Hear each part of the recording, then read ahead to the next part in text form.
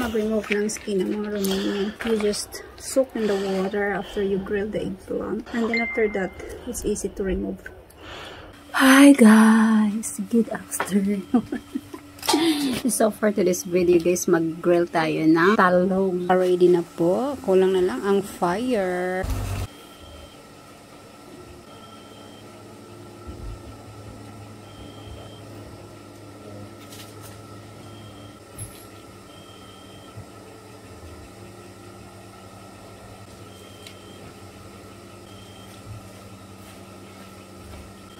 Tayo mga ano guys, kaling ito. May mga carton dito.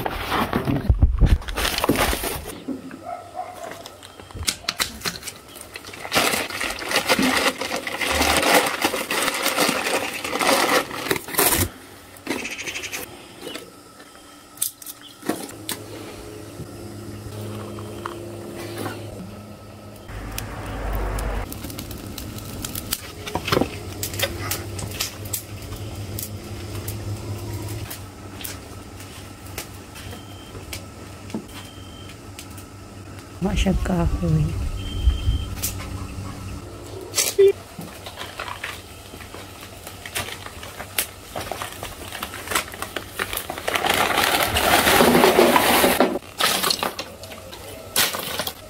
Mai aduc? Asta.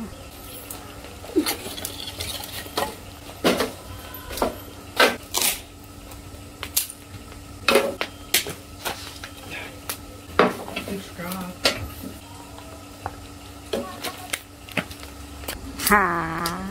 You're curious, mommy? This is apoy, guys. Sabi ano rin itong apoy na yun, ha? Asawa, super bait na yun. Ngayon lang, guys. Charot.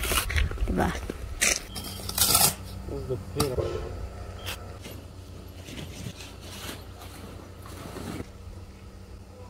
Ay, ang sarap naman ng kapwesto mo dyan. So guys, balikan na natin yung apoy kung na ano. Pwede na ba siyang lagyan ng mga talong?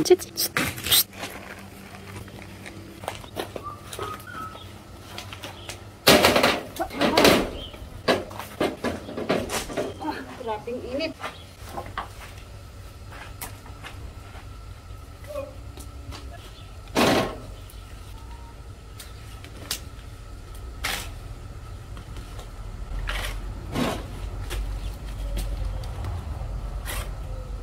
Grabing malaki oh. Super laki nito guys. So guys, parang kamay. Parang dolphin. May tainga dito.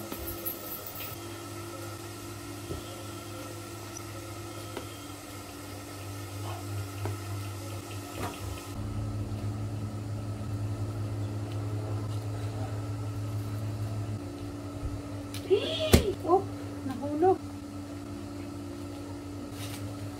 May mais. Kaya natin mag-ano ng mais, guys.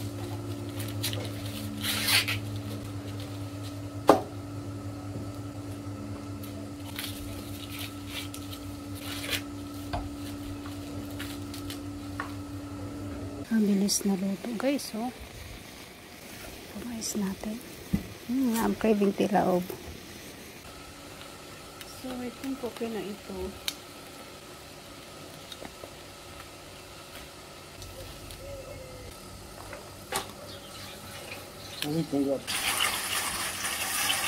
So, ganyan. Ang mga Romanian, after i-grill ito guys, lagay sa tubig. Check it our pack. See, ibabad niyan para mabilis siya matanggal yung kanyang balat. Nating tilaob guys. Ooh, I miss this.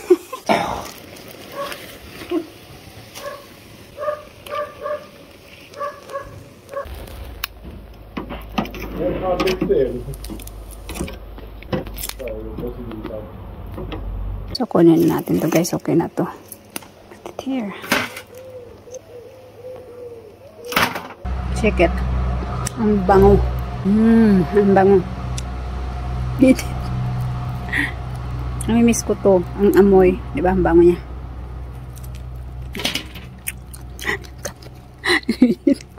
Sarap. Palamigin muna natin guys kasi sobrang init. Yum yum. So guys, we're done already of grilling. We're gonna remove the skin. So ganito mag-remove ng skin ng mga Romanian. You just soak in the water after you grill the eggplant. And then after that, it's easy to remove. You don't spend too much time to remove like this. Look at that. See? And it's so much clean too. And then you need to wash after all to remove also the black ever.